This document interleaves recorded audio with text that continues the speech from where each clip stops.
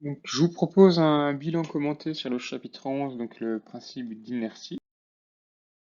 Donc, pour commencer, avant d'étudier le principe d'inertie, il faut toujours préciser donc, le système et le référentiel. Donc, je vous rappelle que le système, c'est l'objet étudié et que le référentiel, c'est le point de vue dans lequel on se place. Et puis, pour que ce principe d'inertie fonctionne, donc c'est Galilée qui a démontré au départ ce principe d'inertie, donc il faut bien se placer dans un référentiel du coup dit galiléen, ok. Et puis, ça va être le cas pour le référentiel terrestre dans les expériences qu'on fait au laboratoire. Donc la première chose qu'on va voir, c'est ce qu'on appelle la résultante des forces. Donc résultante des forces qu'on appelle aussi somme des forces. Cette lettre-là, c'est un sigma majuscule qui signifie force, que ce soit en physique ou en mathématiques. Donc si en maths, on vous demande de créer le vecteur somme u plus v, ben, vous allez mettre le vecteur u. Au bout, vous allez mettre le vecteur v. Et le vecteur u plus v, ce sera le vecteur qui est ici en orange. En physique, c'est la même chose. Si vous avez deux forces qui s'exercent sur le système, une qui s'appelle F1 et l'autre qui s'appelle F2, et que vous voulez construire la résultante des forces, ben, vous prenez la force F1. Au bout de la force F1, vous mettez la force F2. Et vous avez la résultante des forces ici en orange, d'accord? Donc, je vous rappelle qu'on écrit sigma F, d'accord? Sigma voulant dire somme vectorielle des forces. Et dans le cas où cette résultante des forces est nulle, on obtient ce qu'on appelle le principe d'inertie.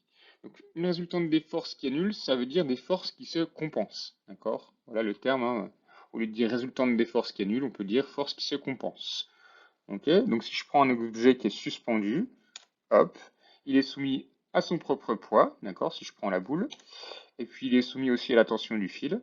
Si je construis la somme vectorielle de ces deux forces, donc P plus T, je tombe sur un vecteur nul, d'accord, donc on a des forces ici qui se compensent. Quelle est la conséquence? C'est là qu'intervient le principe d'inertie. Donc lorsque les forces qui s'exercent sur un système se compensent, alors forcément le vecteur vitesse est constant. Et la réciproque est vraie, c'est-à-dire que si vous observez un objet qui a un vecteur vitesse compense, ça veut obligatoirement dire que les forces qui s'exercent sur lui se compensent. Donc du coup, il y a deux possibilités. Soit votre objet était immobile, c'est-à-dire qu'au départ le vecteur vitesse était nul, donc il va rester nul, donc il va tendre à rester immobile si les forces se compensent. Ou alors soit vous avez un vecteur vitesse qui n'est pas nul, c'est-à-dire vous avez un vecteur vitesse constant. Donc un vecteur vitesse constant, ça va être un vecteur vitesse constant au niveau de la direction et du sens et au niveau de la valeur. Ça veut dire que direction et sens constant, mouvement rectiligne, et puis valeur constante, mouvement uniforme. Donc vous avez un mouvement rectiligne uniforme. Si je prends l'exemple de la pierre de curling, hop, donc une piste de glace, le curling, c'est un peu la pétanque sur glace, c'est bientôt les Jeux Olympiques, donc vous allez pouvoir regarder ça.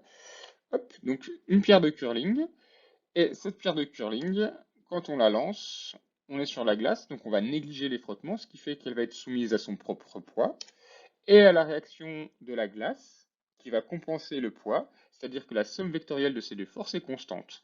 Du coup, si j'étudie le mouvement de la pierre de curling, vu que la résultante des forces est nulle, hop, donc on a ici une chronophotographie du mouvement, hop, hop, hop, hop, et donc si je trace les vecteurs vitesse, j'obtiens des vecteurs vitesse constants, donc bien un mouvement qui est rectiligne et uniforme. Donc ça, c'est l'énoncé du principe d'inertie, un exemple où le principe d'inertie fonctionne. Par contre, on a aussi la contraposée du principe d'inertie, c'est-à-dire le cas où cette fois-ci la résultante des forces n'est pas nulle. Alors forcément, si la résultante des forces n'est pas nulle, ça veut dire que les forces ne se compensent pas, le vecteur vitesse, il ne peut pas être constant, donc il va varier soit en direction, soit en valeur. Un exemple, si vous prenez le cas de la chute libre, d'accord? Donc chute libre, ça veut dire un système qui n'est soumis qu'à une seule force, c'est-à-dire la force de gravité, ce que vous appelez la force de gravité qu'on appelle plus simplement le poids.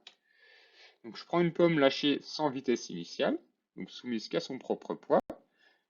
Ça veut dire que la somme des forces qui s'exercent sur la pomme, la résultante des forces qui s'exercent sur la pomme, c'est que le poids, et forcément c'est pas un vecteur nul. Hop. Donc au niveau du mouvement, si je prends la chronophotographie cette fois-ci, qu'est-ce que j'observe? Ben forcément un mouvement qui est accéléré. Petite remarque, hein, évidemment, je ne peux pas tracer le vecteur vitesse au point M5 parce qu'il me faudrait le point juste après M5, que je n'ai pas. Donc, qu'est-ce qu'on constate? Eh bien, que le vecteur vitesse du système conserve sa direction et son sens dans le cas d'une chute libre rectiligne, mais sa valeur augmente. Et pourquoi est-ce que sa valeur augmente? Bah parce que vous avez le poids qui tire vers le bas, donc la valeur augmente aussi vers le bas. Voilà. Et vous avez une autre vidéo hein, que vous pouvez consulter ici en plus.